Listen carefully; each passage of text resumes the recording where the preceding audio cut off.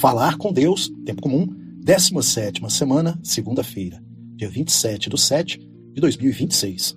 O fermento na massa. Os cristãos, como fermento na massa, estão chamados a transformar o mundo por dentro. Vejamos. O Senhor ensina-nos no Evangelho da Missa, Mateus 13, de 31 a 35, que o reino de Deus é semelhante ao fermento que uma mulher toma e mistura em 3 medidas de farinha até que toda a massa fique fermentada. As pessoas que escutavam essas palavras do Senhor conheciam bem e estavam familiarizadas com este fenômeno, pois tinham presenciado muitas vezes nos fornos familiares. Um pouco daquele fermento, guardado do dia anterior, podia transformar uma boa massa de farinha e convertê-la numa grande fornada de pão. A imagem que o Senhor nos propõe deve levar-nos a considerar, em primeiro lugar, como é insignificante a quantidade de fermento em comparação com a massa que deve transformar. Sendo tão pouco, o seu poder é muito grande. Isto significa que devemos ser audazes na nossa ação apostólica, porque a força do fermento cristão não é puramente humana. É a força do Espírito Santo que atua na igreja. O Senhor conta também com as nossas poucas forças e com as nossas fraquezas. Porventura, o fermento é naturalmente melhor que a massa? Não, mas é o meio necessário para que a massa se elabore, convertendo-se em alimento comestível e são. Ainda que a traços largos, pensai na eficácia do fermento, que serve para fazer o pão, alimento básico, simples, ao alcance de todos. Em muitos lugares, a preparação da fornada é uma verdadeira cerimônia, de que resulta um produto esplêndido, saboroso, que se come com os olhos. Talvez já o tenhais presenciado. Escolhem farinha boa, se possível, da melhor. Trabalham a massa na macieira para misturá-la bem com o fermento, em longo e paciente labor. Depois, um tempo de repouso, imprescindível para que a levedura complete a sua missão, inchando a massa. Entretanto, arde o lume do forno, animado pela lenha que se consome. Daquela massa, metida no calor do fogo, sai o pão fresco, esponjoso, de grande qualidade. Resultado impossível de alcançar se não fosse pela levedura, em pequena quantidade, que se diluiu, que desapareceu no meio dos outros elementos, num trabalho eficiente, mas que não se vê. São José Escrivá, amigo de Deus, 257. Sem essa pequena quantidade de fermento, a massa não passaria de algo inútil, não comestível, imprestável. Nós, na vida diária, podemos ser causa de luz ou de escuridão, de alegria ou de tristeza, fonte de paz ou de inquietação, peso morto que refreia o caminhar dos outros ou fermento que transforma a massa. A nossa passagem pela terra não deixa de ter consequências. Ou aproximamos os outros de Cristo, ou acabamos por separá-los dele. O Senhor escolheu-nos para proclamar a sua mensagem por todos os lugares, a fim de lhe levarmos um a um os que não o conhecem, como fizeram os primeiros cristãos com seus amigos, com as suas famílias, com os colegas e vizinhos, enquanto trabalhavam ou descansavam. Por isso, não é necessário que façamos coisas insólitas e surpreendentes, pois, ao perceberem que somos iguais a eles em todas as coisas, os outros sentir-se-ão impelidos a perguntar-nos: como se explica a vossa alegria? De onde vos vêm as forças para vencer o egoísmo e o comodismo? Quem vos ensina a viver a compreensão, a reta convivência e a entrega, o serviço aos outros? Então, o momento de lhes manifestar o segredo divino da existência cristã, de lhes falar de Deus, de Cristo, do Espírito Santo, de Maria. O momento de procurar transmitir, através das nossas pobres palavras, a loucura do amor a Deus, que a graça derramou em nossos corações. São José Escrivá é Cristo que passa, 148. Somos fermento na família, no ambiente de trabalho ou de estudo. Manifestamos com a nossa alegria que Cristo vive. Ser exemplares. Vejamos, temos que considerar também que o fermento só atua quando está em contato com a massa. E assim, sem distinguir-se dela, trabalhando por dentro, transforma. A mulher não se limitou a pôr o fermento, mas além disso, escondeu-a na massa.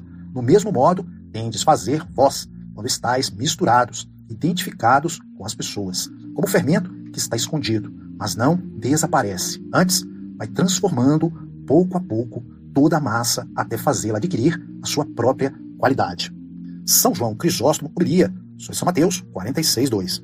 Só se nos encontrarmos metidos na entranha do mundo, numa profissão ou ofício, é que poderemos levar novamente a criação para Deus. Nós fomos chamados para isso por vocação divina.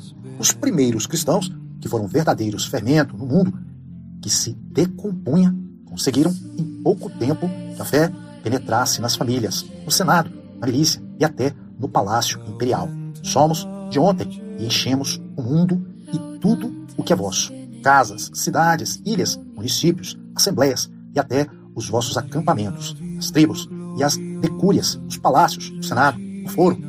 Tertuliano Apologético 37. Sem excentricidades, como fiéis comuns, podemos fazer o mesmo, mostrando aos que nos rodeiam o que significa seguir o Senhor de perto, cumprindo com retidão os nossos deveres e comportando-nos serenamente, como filhos de Deus. A nossa vida, apesar das suas fraquezas, deve ser um ponto de referência claro que arraste os outros para Cristo. Por esse caminho, chega-se a Deus. E o que os outros devem poder pensar ao verem a nossa vida coerente com a fé que professamos. As normas usuais da convivência, por exemplo, podem ser para muitos o começo de um regresso para Deus. Com frequência, essas normas não passam de atitudes e gestos externos, e só se praticam por costume ou porque tornam mais fácil o trato social. Para os cristãos, devem ser também fruto de uma verdadeira caridade, manifestações de uma atitude interior de sincero interesse pelos outros. Devem ser reflexo exterior de uma íntima união com Deus. A temperança do cristão é outra das manifestações mais convincentes e mais atrativas da vida cristã. Onde quer que estejamos, temos que esforçar-nos por dar sempre esse bom exemplo, que influirá com simplicidade no nosso comportamento. Não raras vezes, essa atitude discreta, mas delicadamente firme, foi para muitos que a presenciavam o começo de um verdadeiro encontro com Deus. Cristo deixou-nos na terra para que sejamos faróis que iluminam, doutores que ensinam, para que cumpramos o nosso dever como fermento. Sem sequer seria necessário expor a doutrina se a nossa vida fosse tão radiante. Não seria necessário recorrer às palavras se as nossas obras dessem tal testemunho. Já não haveria nenhum pagão se nos comportássemos como verdadeiros cristãos. São João Crisóstomo diria sobre a primeira epístola de Timóteo: neste clima de exemplo, de alegria serena, de ajudas talvez pequenas, mas frequentes, de trabalho bem feito, ser-nos-á fácil levar ao Senhor os que convivem ou trabalham conosco. E essa ação apostólica paciente e constante, apoiada na integridade da conduta, é também peça fundamental na busca do nosso destino eterno. Aquele que devolve ao redil uma ovelha errante garante para si próprio um advogado poderoso diante de Deus. São Tomás de Vila Nueva, Sermão do Domingo, em Albis, 900-901. União com Cristo para sermos apóstolos. Vejamos, para vibrarmos, para sermos fermento, é necessário que cresçamos na união com Cristo. Não podemos perder essa força interior que nos dá impulso para levarmos a cabo um apostolado que só pode ter por origem o amor a Deus. Sem essa união, todo o trabalho e todo o esforço convertem-se em agitação estéril e transitória. Sempre houve quem imaginasse, presunçosamente, que ia transformar o mundo mediante as suas próprias forças, mas não demorou muito a ver a inconsistência dos seus propósitos. Nunca se deixam de cumprir aquelas palavras do Senhor: sem mim nada podeis fazer. João 15, 5. Se a levedura não fermenta, apodrece. Pode desaparecer, reavivando a massa, mas pode também desaparecer por se perder, num monumento à ineficácia e o egoísmo. São José Escrivá, Amigo de Deus, 258. O cristão apodrece quando se deixa invadir pela tibieza no seu relacionamento com Deus, quando esmorece no cumprimento dos seus deveres religiosos, quando deixa de lutar contra os seus defeitos, um de cada vez, quando se desleixa em robustecer a sua formação religiosa, mediante os livros e a doutrina espiritual. Numa palavra, quando só tem tempo para pensar nas suas coisas, não nas de Deus. Pelo contrário, cumpre a sua missão de fermento quem procura que a sua fé amorosa se manifeste em atos, quem experimenta a necessidade de alimentar continuamente o seu amor a Deus, mediante a oração mental, a recepção frequente dos sacramentos, da confissão e da Eucaristia, e o cultivo do espírito de mortificação, e penitência nas pequenas situações de cada dia.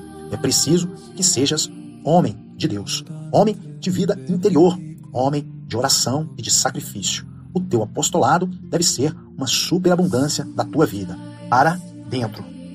São José Maria Escrivá, caminho 961. Para sermos fermento eficaz na nossa vida de todos os dias, temos de olhar para Nossa Senhora, porque a bem-aventurada Virgem Maria, Rainha dos Apóstolos, é modelo perfeito dessa vida espiritual e apostólica.